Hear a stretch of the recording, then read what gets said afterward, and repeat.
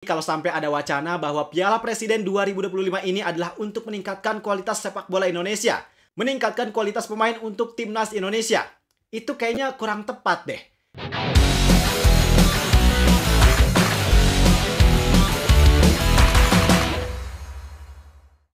Halo semuanya, selamat datang di Zidane Fatoni. Apa kabar kalian semua? Semoga kalian semua sehat selalu. Jadi di video kali ini kita bakalan ngebahas tentang turnamen yang dianggap spesial banget di Indonesia. Kalian tahu kan, biasanya kalau kompetisi liga lagi libur, ya lumrahnya tim emang beraktivitas buat nyiapin skuadnya biar bisa ngikutin kompetisi di musim berikutnya dengan lebih baik. Kegiatannya banyak, mulai dari geliat transfer pemain dan pelatih, terus ada juga latihan, sampai laga uji coba. Nah, khusus buat laga uji coba, konsepnya macam-macam nih. Ada yang ngelaksanain laga tersebut secara mandiri, ada yang ngajak sparring klub lain, ada yang tur ke suatu daerah, dan ada juga yang ikut turnamen pramusim. Khusus untuk turnamen pramusim, jelas jadi persiapan yang lebih unggul daripada yang lainnya. Karena di sini klub bisa ngelaksanain lebih banyak pertandingan daripada laga uji coba biasa. Dan biasanya juga turnamen pramusim punya intensitas yang cukup mendekati dengan kompetisi liga. Karena ada penghargaan atau reward yang nantinya bisa didapetin. Di Indonesia sendiri sejak tahun 2015 ada turnamen pramusim yang dianggap spesial banget. Padahal ini sekedar pramusim, tapi seakan ini jadi turnamen yang prestisius dan syarat gengsi. Yap, itulah yang dinamakan Piala Presiden.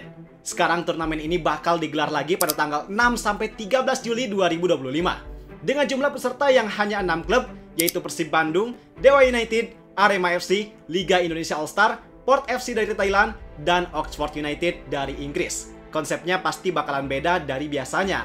Makanya perbedaan konsep ini kayaknya menarik deh buat kita bahas. Karena perubahan format dari yang tadinya banyak klub Liga 1 yang bisa ikutan, jadi sekarang tiba-tiba dibatasi, kok ada yang bikin ganjel gitu bang? Sebenarnya apa sih Piala Presiden 2025 ini? Apa manfaat yang bakal didapetin? Kenapa sespesial itu mereka nyiapin ini? Dan sebenarnya siapa yang paling diuntungkan dari turnamen Piala Presiden 2025? Siapa ya? Menurut kalian siapa? Tapi daripada bertanya-tanya, kalau kalian udah ready, langsung aja kita bahas, biar gak gitu-gitu doang, tahu sepak bola.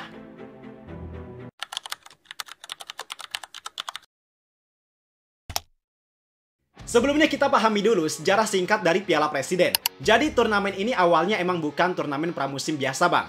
Turnamen ini pertama kali digelar pada tahun 2015. Sebagai respon terhadap kekosongan kompetisi yang terjadi akibat sanksi FIFA terhadap PSSI.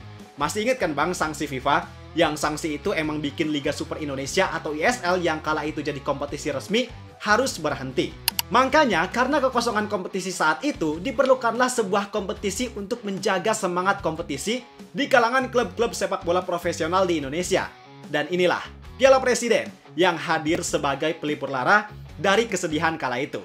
Lanjut setelah itu bang, seiring berjalannya waktu, Piala Presiden makin berkembang menjadi turnamen yang gak cuma diikuti oleh klub-klub Liga 1, tetapi juga beberapa klub pilihan dari Liga 2 boleh ikutan turnamen ini. Makanya, sejak saat itu turnamen Piala Presiden jadi turnamen yang cukup ditunggu oleh para klub termasuk pecinta sepak bola di Indonesia. Oke, udah mulai connect nih ya bang ya.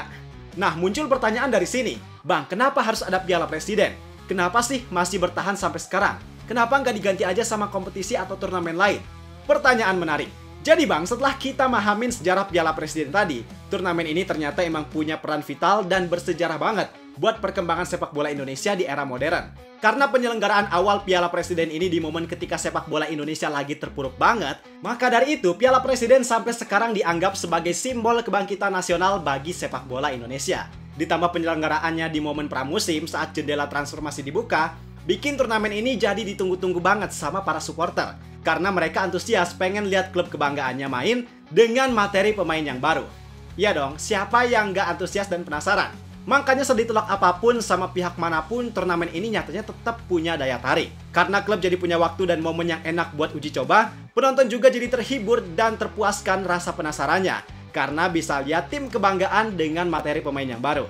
Jadi itu, alasan kenapa Piala Presiden masih bisa bertahan sampai sekarang. Dan khusus untuk Piala Presiden 2025, banyak banget yang berubah dari edisi sebelumnya. Edisi yang sekarang udah bukan jadi turnamen nasional doang, tapi internasional. karena Port FC dari Thailand dan Oxford United dari Inggris udah join ngeramein acara ini. 6 tim yang akan berlaga udah dibagi jadi 2 grup. Dengan grup A berisi Oxford United, Liga Indonesia All-Star, dan Arema FC. Sedangkan grup B ada Persib Bandung, Port FC, dan Dewa United. Masing-masing tim di babak fase grup bakal mainin 2 pertandingan. Nantinya, runner-up dari kedua grup tersebut bakal saling ketemu buat ngerebutin peringkat 3. Dan juara dari masing-masing grup bakal saling berhadapan di partai final. For your information, hadiah dari turnamen ini juga gak main-main bang. Totalnya 11 miliar. Dan fakta menarik lainnya, seluruh biaya dari penyelenggaraan Piala Presiden ini benar-benar ditanggung sama pihak swasta atau sponsor yang diajak kerjasama. Keren ya bang? Gue akuin penyelenggaraan Piala Presiden ini emang keren banget. Cuman yang disayangkan, kenapa turnamen sekeren ini sebatas pramusim doang? Kenapa cuma diselenggarakan dalam waktu yang singkat? Padahal turnamen ini bisa menggait sponsor-sponsor besar biar biaya penyelenggaraannya full dari pihak swasta. Orang-orangnya juga jelas orang-orang yang punya power kuat. Memang Piala Presiden ini adalah turnamen yang syarat sejarah. Tapi kalau orientasinya kita pengen memajukan sepak bola Indonesia, harusnya PSSI bisa mendahulukan mana yang lebih penting dan lebih berpengaruh terhadap kualitas sepak bola Indonesia. Apa itu? Ya apalagi kalau bukan Piala Indonesia.